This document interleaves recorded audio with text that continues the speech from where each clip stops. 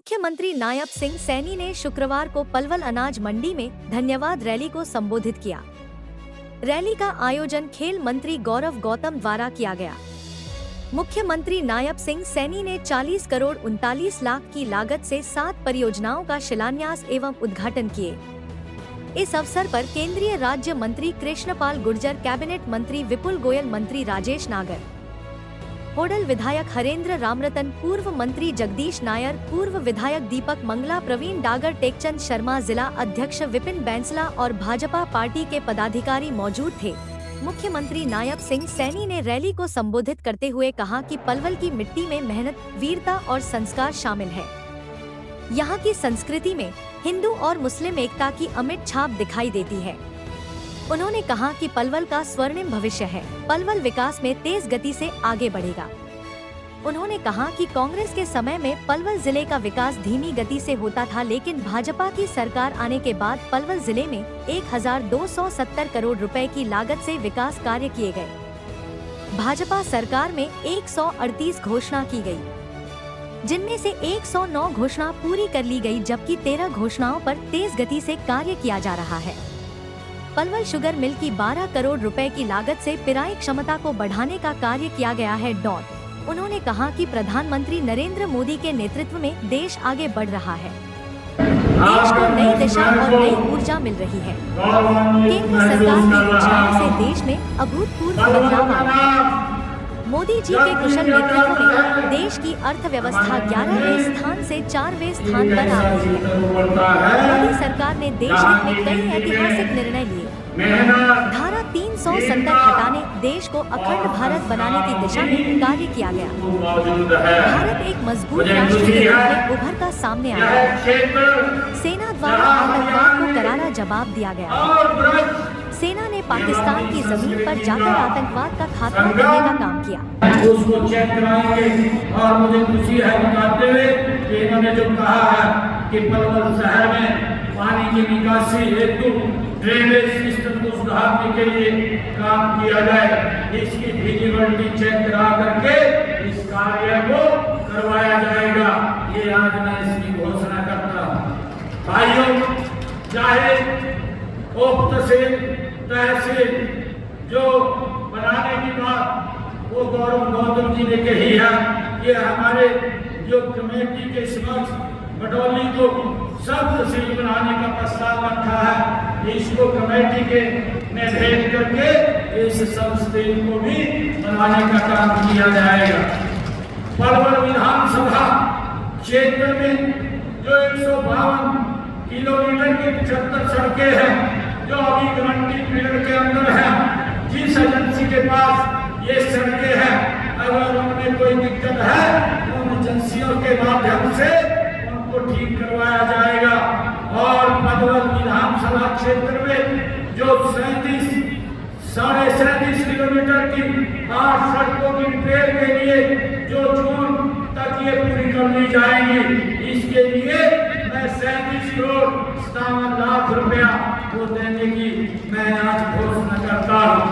और जो 54 kilometre 54.5 kilometre की 26 सड़कें जो जुलाई तक उनकी रिपेयर को पूरा कर लिया जाएगा, इसके लिए भी मैं 40 करोड़ 18 लाख रुपए देने की घोषणा करता हूँ। इसको भी जल्दी ये पूरा कर लिया जाएगा।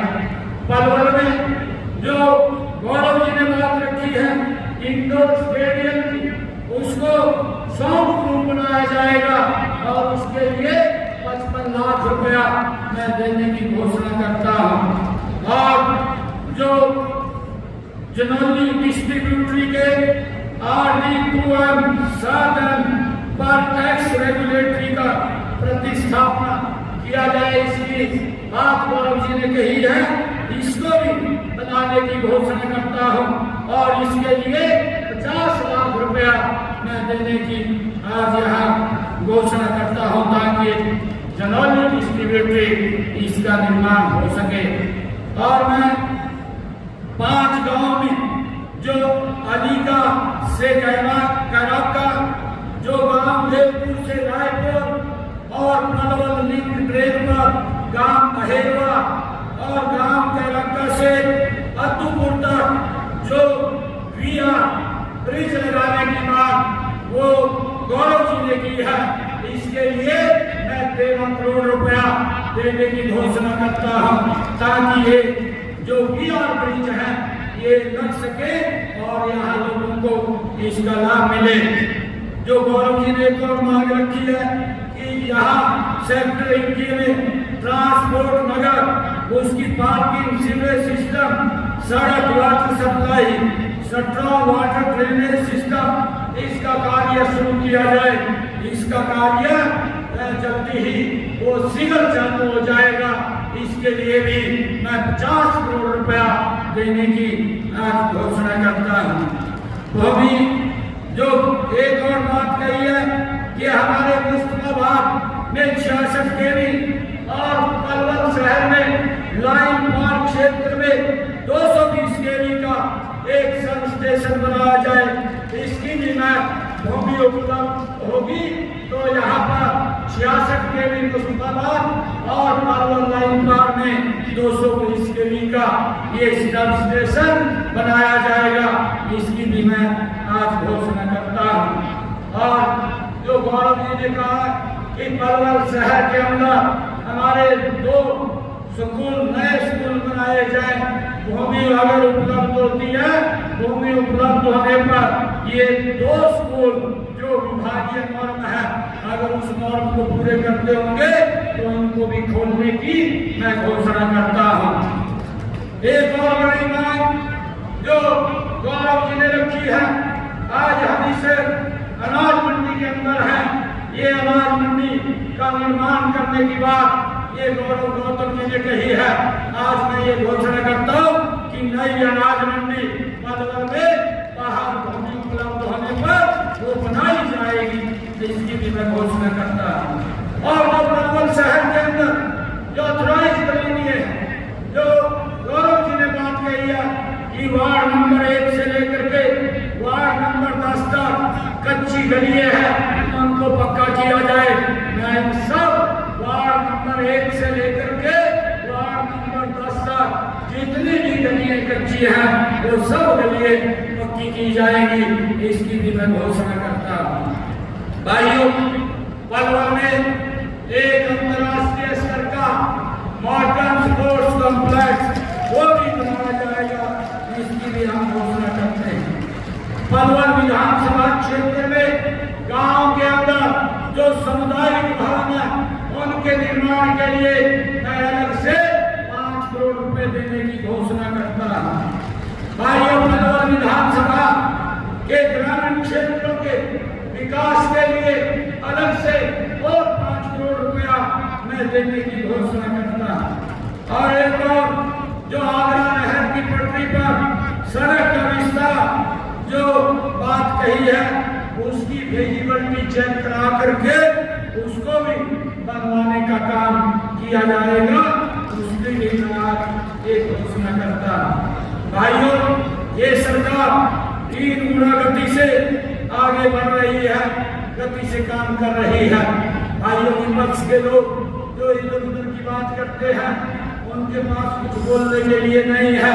हमने जो अपने संकल्प पत्र में जो बातें कही थी उन बातों को भी हमारे संकल्प पत्र में 217 वायदे अभी विधानसभा में हमने किए थे और उन 217 में से हमने 19 वायदे पूरे कर दिए हैं और इस वर्ष के अंदर 90 वायदे और पूरे हो जाएंगे।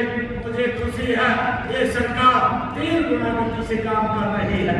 मैं बताना चाहूंगा, हमने जो कहा था क्योंकि कांग्रेस के लोगों ने उन नौकरियों को रोकने का काम किया था, परंतु मैंने युवाओं के बीच में एक घोषणा की थी कि 8 तारीख के बाद मैं पहले ज्वाइनिंग लेटर आपको दूंगा, बाद में मैं ज्वाइनिंग करूंगा।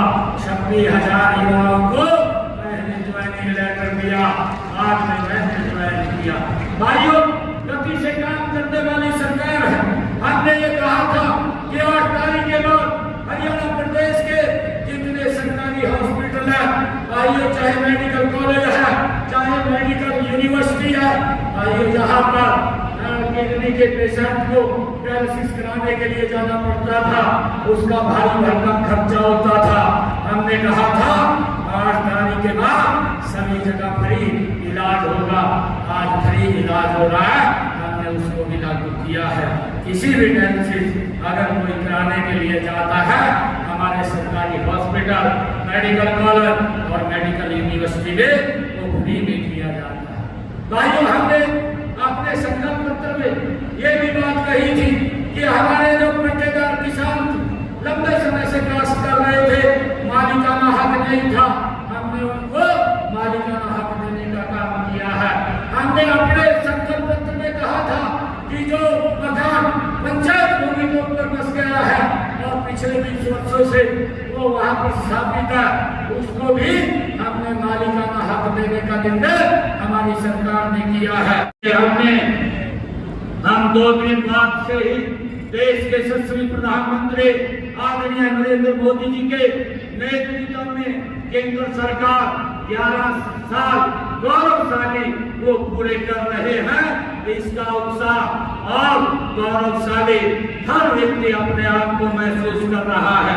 मुझे इस अवसर पर आप सबको मैं हार्दिक बधाई और शुभकामनाएं भी देता हूं कि इन 11 वर्षों में हमने ऐसे भारत का निर्माण किया है जो भारत उदय देखा है, जो भारत को हमने उदय के रूप में देखा है, जो अपनी प्राचीन विरासत पर गर्व करता है, वर्तमान की चुनौतियों का डट करके सामना करता है और भविष्य के लिए महत्वाकांक्षी सपने संजोके के रखता है। ऐसे भारत का निर्माण आदरणीय नरेंद्र मोदी जी के नेतृत्व में ये 10-11 वर्षों के अंदर हमें मिला है। एक विकसित राष्ट्र आदरणीय मोदी जी के नेतृत्व में हमें 11 वर्षों के अंदर मिला है। मैं प्रधानमंत्री जी के दूरदर्शी नेतृत्व, उनकी अदम्य इच्छा शक्ति और सबका साथ, सबका विकास, सबका विश्वास और सबके प्रयास के मूल मंत्र से देश को एक नई दिशा देने और एक नई ऊर्जा प्रदान करने के लिए मोदी जी के नेतृत्व में देश के एक निर्णायक और पारदर्शी सरकार का जो चल रही है, मैं कार्य संस्कृति में जो अभूतपूर्व बदलाव आया है, इसके लिए देश के यशस्वी प्रधानमंत्री जी का मैं दिल से आभार व्यक्त करता हूँ। मित्रों, मुझे खुशी है कि 2014 में माननीय प्रधानमंत्री नरेंद्र मोदी जी ने देश के प्रधान सेवक के रूप में जब ये पदभार संभाला, उस समय हमारी अर्थव्यवस्था संसार में 11वें स्थान के ऊपर थी। आज मुझे ये गर्व के साथ पलवल की इस ब्रज की भूमि के ऊपर आप सबके बीच में बताते हुए गर्व हो रहा है। 11 वर्षों में देश के यशस्वी प्रधानमंत्री नरेंद्र मोदी जी भारत को दुनिया में 11वें स्थान से आज 4थे स्थान पर ला करके ये खड़ा कर दिया है। हम आदरणीय प्रधानमंत्री जी का दिल से आभार व्यक्त करते हैं। मुझे ये भी खुशी है कि आदरणीय मोदी जी ने ऐसा सुरक्षित भारत ये पिछले 11 वर्षों में देने का काम किया है। प्रधानमंत्री जी ने देश हित में कई ऐतिहासिक निर्णय लिए हैं, चाहे जम्मू कश्मीर के अंदर धारा 370 35A को समाप्त करने की बात हो और कश्मीर से कन्याकुमारी तक अखंड भारत के निर्माण की बात हो। हाल ही में हम सब जानते हैं क्योंकि हमारे इस पलवल विधानसभा क्षेत्र का एक युवा दिनेश शर्मा जो इस ऑपरेशन सिंदूर में जो शहीद हुआ है, मैं उसको नमन करता हूँ। आदरणीय मोदी जी ने जो सटीक निर्णय लिया है उसको हम सब जानते हैं कि 11 वर्षों के अंदर ये भारत ये सुरक्षित भारत हुआ है, ये मजबूत भारत हुआ है। भाइयों, जब भी आतंकवादियों ने या पाकिस्तान ने भारत के ऊपर आकर के किसी घटना को अंजाम देने का कार्य किया, नरेंद्र मोदी जी ने भाइयों पाकिस्तान की सरजमी के ऊपर जाकर के हमारे जांबाज सैनिकों ने उस आतंकवाद का मुंह तोड़ जवाब देने का काम किया है। चाहे 2016 में उरी हमले के प्रतिशोध के बाद जब सर्जिकल स्ट्राइक की बात हो, 2019 के अंदर पुलवामा घटना के बाद चाहे एयर स्ट्राइक की बात हो, और जब अभी हमारे जो देश के परिवार सहे जो पहलगाम के अंदर घूमने के लिए गए हुए थे, पाकिस्तान ने एक सोची समझी साजिश के तहत हमारे नागरिकों को एक निशाना बना करके उनके बच्चों और फैमिली के सामने मौत के घाट उतारा। आदरणीय मोदी जी ने स्टेट ऑपरेशन करके जो हमारा सिंदूर ऑपरेशन लॉन्च करके पाकिस्तान की सरजमा पर जा करके जहां आतंकवाद जन्म लेता था, जहां आतंकवाद बनता था, उसको नेस्त नाबूद मट्टी में मिलाने का काम ये आदरणीय नरेंद्र मोदी जी ने किया है। ये सशक्त और मजबूत भारत है। भाइयों, मैं आज आपके बीच में एक बात और कहना चाहूंगा। एक कांग्रेस के एक बड़े नेता अभी हरियाणा के अंदर आए थे। भाइयों, हरियाणा के अंदर वो कांग्रेस के नेता पता नहीं चलता क्या बोल रहे हैं क्या नहीं बोल रहे। मैं राहुल बाबा आपको कहना चाहूंगा कि जब तक आपकी तिजोरी में वो हमारे हरियाणा के लोगों के पैसे को लूट करके आपकी तिजोरी में भरने का काम करते थे, तब तो आपको वो घोड़े, वो रेस वाले घोड़े दिखाई देते थे। परंतु जब आज वो काम नहीं कर रहे, प्रदेश के लोगों ने नॉन स्टॉप उनको कांग्रेस को बाहर का रास्ता दिखाया। आज आपको वो लंगड़े घोड़े दिखाई देते हैं। आपको ये बात कहने के लिए आप कांग्रेस पार्टी राहुल बाबा को देश के लोगों से माफी मांगनी चाहिए। मैं बताना चाहता हूं, जो आज इन्होंने इस बात को लेकर के राहुल बाबा ने जिसकी निंदा की जाए ऐसा बयान यहाँ पर दिया है, ये निंदनीय है कि घोड़े 3 प्रकार के होते हैं। एक रेस वाला होता है, एक बारात वाला होता है, एक लंगड़ा होता है। ये राहुल बाबा इस प्रकार की स्टेटमेंट यहाँ दे करके गया है। इसकी जितनी निंदा की जाए उतनी कम है। कांग्रेस को और राहुल बाबा को देश से माफी मांगनी चाहिए। मैं बताना चाहता हूँ, कांग्रेस का 55 साल का कार्यकाल रहा। कौन लंगड़ा घोड़ा था, कौन रेस वाला घोड़ा था, आप इसके ऊपर आंकलन करेंगे। मैं बताना चाहूंगा कि हरियाणा देश के अंदर, अगर हम हरियाणा की बात करें, हरियाणा के अंदर 2014 से पहले हरियाणा के 17 लाख बुजुर्गों को पेंशन मिलती थी और उनकी पेंशन नहीं बनती थी, उन्हें दर दर की ठोकरें खाना पड़ता था।